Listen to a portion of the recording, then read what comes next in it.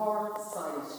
To maintain it even as a park is important because we're preserving what's underneath. That's where it becomes very important.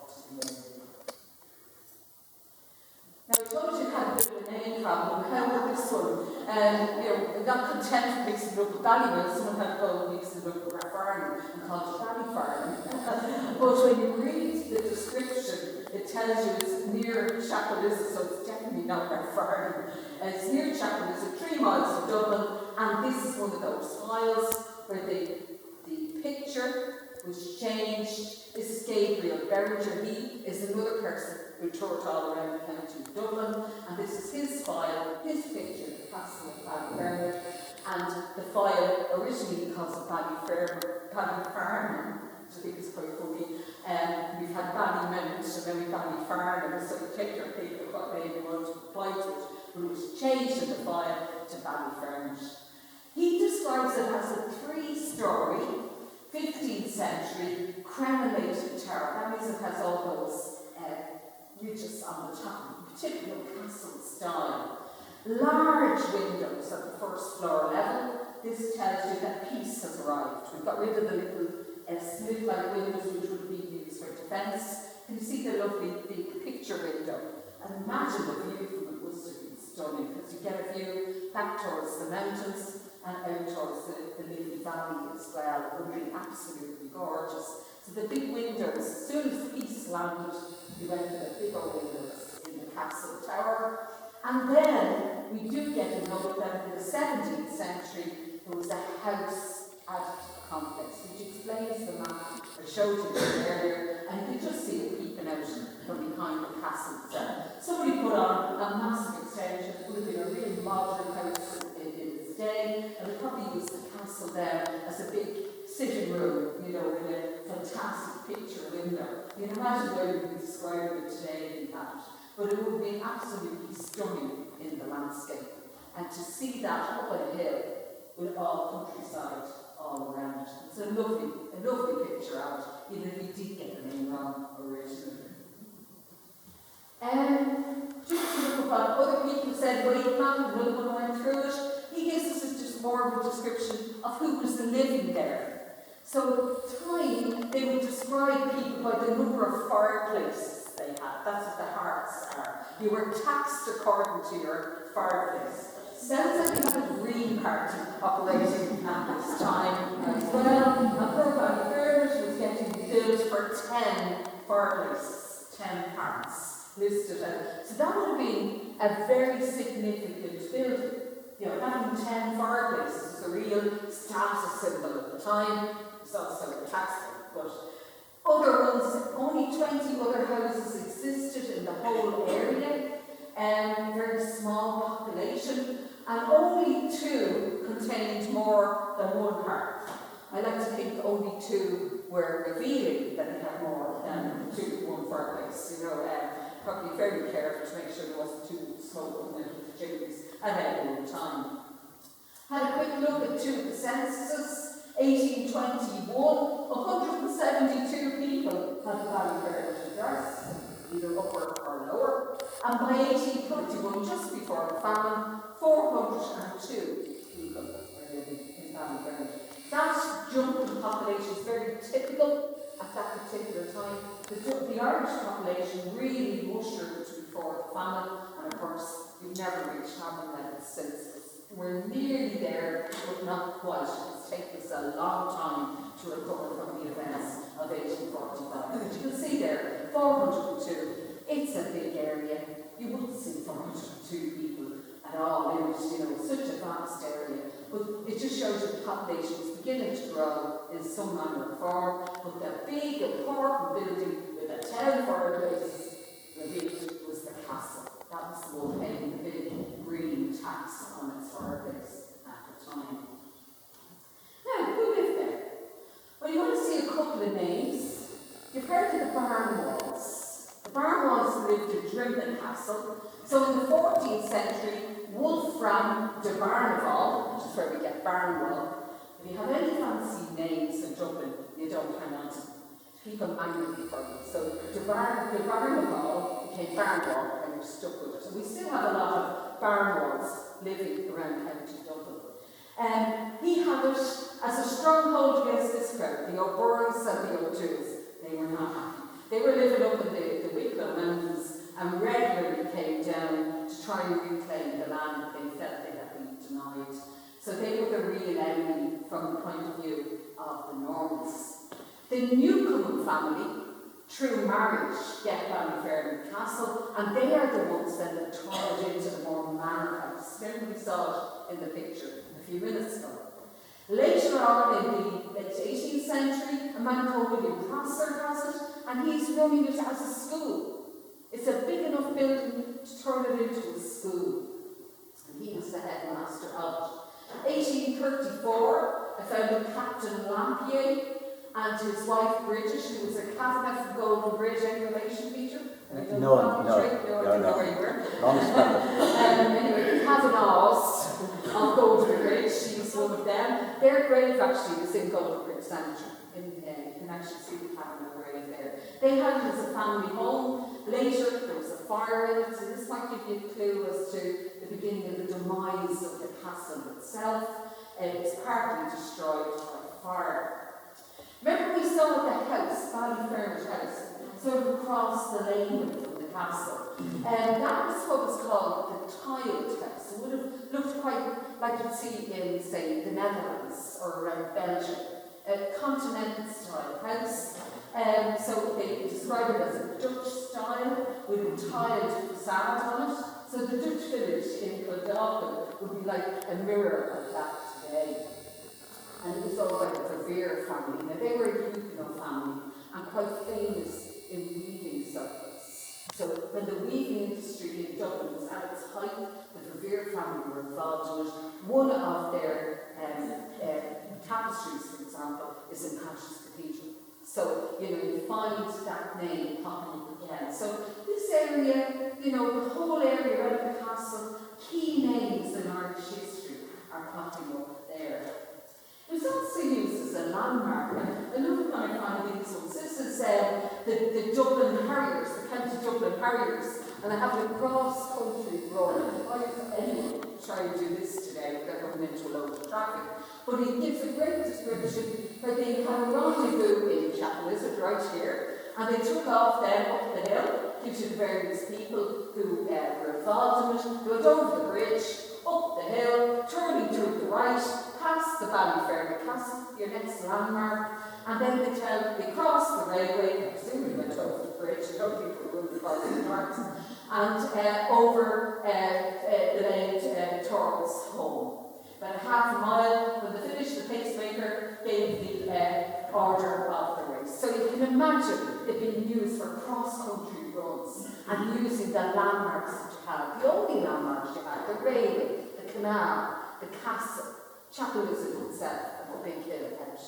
So it's wonderful to see it just mentioned casually as being something that was included on a cross-country run. Today you say, the first apartment block on your right, make sure you avoid the second apartment block on your left, that's the way we were describing it, but then we were just picking out what was actually in the landscape. Had another look, Errington Ball is the great writer about Dublin. He writes about Ball, he said, he was about Dublin 1906. Was there a castle there? And of course he puts in it, no trace of the castle to be found. So it had been pretty much removed from the landscape, which explains why. And Weston rejoices about this piece for neighbourhood of Dublin. He said there was a former castle in the area. But he said the only remains of an old building, the facility of the church, are this curious brick wall. We really have this brick wall. It could do with making a comeback, it could be a big feature in the area, with the alcoves for the protection of the fruit trees. It's not a wonderful description. Look to do that alcove. I just want to see my apple tree, but anyway. And it had also, this is the first time we heard about this, an artificial fish pond. I don't think he had artificial fish. I think he made the pond and put real fish into it, and that was all partly fixed with cut stones. So somewhere there's a pond as well, somewhere under the park. That was once a fish pond. So that's what described it in 1906. Not the only building on the site. Some of you might remember the old church room on the site. We have a church and a graveyard, and particularly a ruined church. This church seemed to have been ruined at a very early date. What you do get then are burials within the church area itself. I'm sure you've seen that on other sites around the country. Go to Cashel, in the middle of the place, there are gravestones. So you can see them quite clearly in this. This is from Ken's archive, Ken Burridge pictures, just to show it's absolutely wonderful to have a website like Ken's to go back over the old pictures. But that's a picture of the church in ruin, and as I said, it was ruined very early on. A little bit about it, it certainly was a medieval church. It's been a church there since the 1200s, 13th century. Dedicated to St. Laurence. It seems everything in this area is dedicated to St. Laurence. And it's all linked to the Knights of Kilmainham. So we're right back into Norman Ireland. Really important time, really important part of our history. And it had, at one time, in the case and graveyard, which you can see in the picture, eventually it became part of the actual graveyard itself. Owned by the Knights Templars, so we're really looking at the height of crusading, of conquering around the world, all part of that era.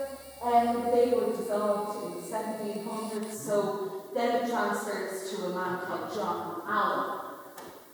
Then the king gets involved. James I got involved with just about everything. He transfers it to this man, Robert Newcomen. You might have heard of him.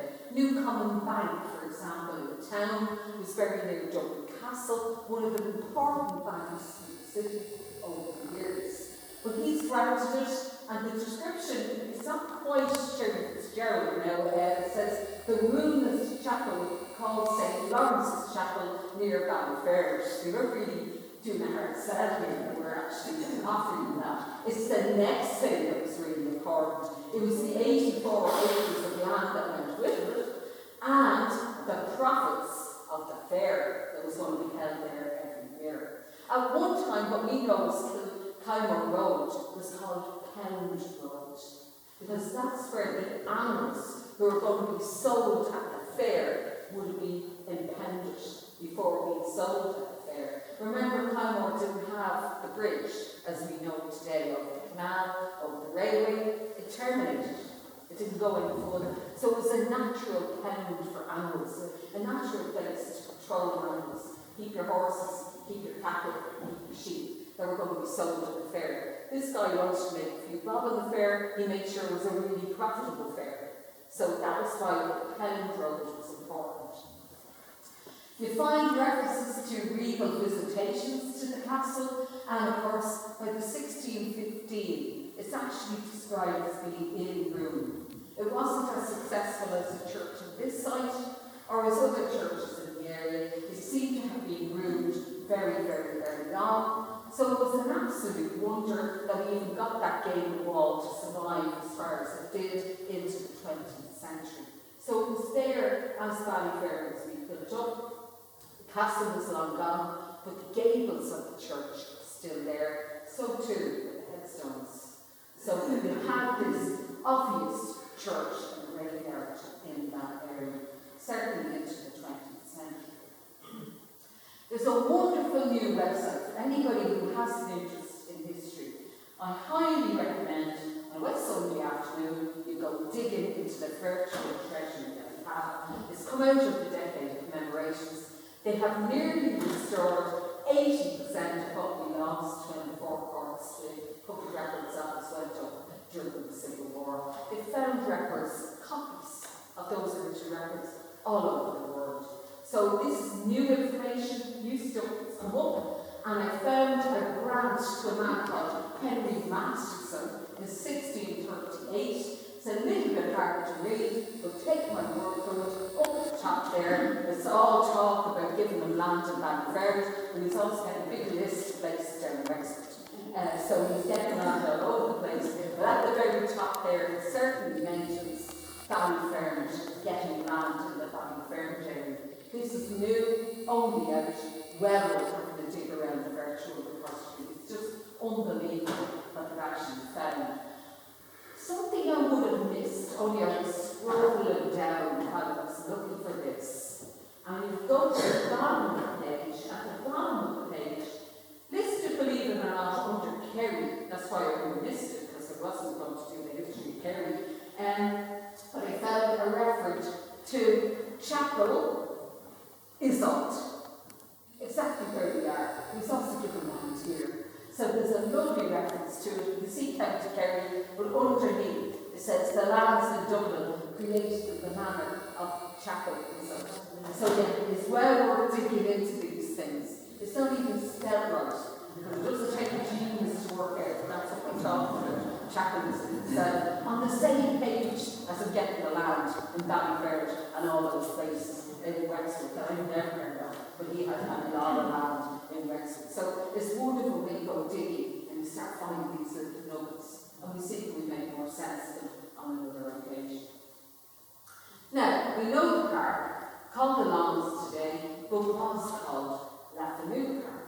We have a Ballyfermot Road in Ballyfermot. So there's a quote from Sheridan Ballyfermot. I like this one.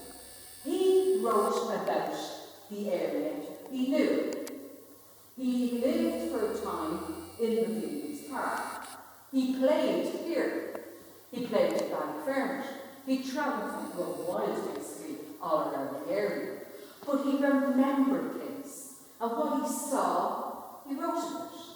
And I like to think this one just has a little ring to it when we think about what we've been looking at in the last little while. But dreams come through stone walls. They light up dark rooms, or darken light ones. And their persons make their exits and their entrance as they please. And they laugh at the looks of it. So it just takes on a whole new meaning when you're thinking about a ruined church on a hill where a castle once stood. Is that what he's talking about? I don't know. But to me, knowing his background and knowing the world he existed in, and he spoke about the places he knew, I like to think that little bit is a piece about the little church in Ballyfermot. A little bit about him. Lived from 1814 to 1873, has a fantastic surname. I thought mine was good. Look at that, Sheridan, right? Huguenot ancestry. He was a newspaper publisher, the Dublin Evening Mail, that's his paper. Classic ghost stories. He's your original ghost story man. Born in Downing Street, has a mixture of Huguenot, English and Irish ancestry, hence the long surname. I don't know if you is the Huguenot part of it. His great uncle is the playwright Richard Brinsley Sheridan. So it runs in the family, this writing, this storytelling. His connections here go back to the Royal Bavarian military skills as we know today in the Phoenix Park. His father was a chaplain there, so this is where he lived. This is his playground. This is him growing up. All of the area, Phoenix Park, Chapelizod, the village, the church here, and Ballyfermot countryside, they all feature in his writings. How lucky is this area to have a noted writer like that actually writing about what it's like and putting his own take on it, putting in the ghost stories. So the house by the churchyard is the really famous one, so it's probably the one just down the lane here. So, you know, just to have a famous writer like that associated in Edinburgh, and having a road called after him as well is pretty cool, and then having a park called after him adds another layer to the whole story for us. And the next element we have is the graveyard, another one of Ken's pictures. You'll see some of the headstones were reasonably what you call modern. I mean, it wouldn't be unusual to see headstones like that in Box 7, when Jerome, to his range. These are some of the headstones from the graveyard in Ballyfermot. So, who would have been buried there? Well, I found quite a number of key burials. For example, very well-known names like our newcomer, the chap we mentioned earlier, who had a bank in town.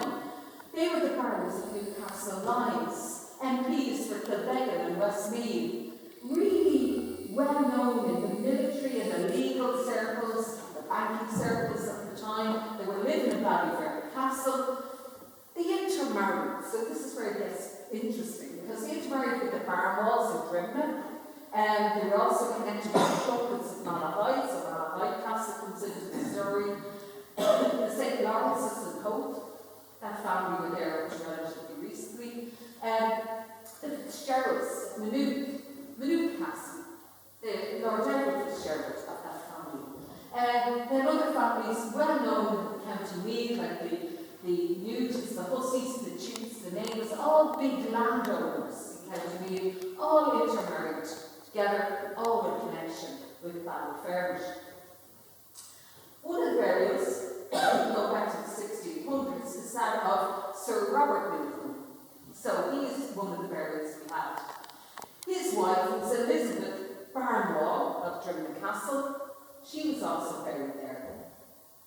His son, Sir Beverley Newcombe, was the Admiral of Ireland. So these guys were high up in social service at the time. He died tragically in 1637 while they were measuring the depth of Waterford Harbour. There was a sudden squall, boat capsized. Sadly, on the same occasion, his son was also killed. So that was a big tragedy at the time.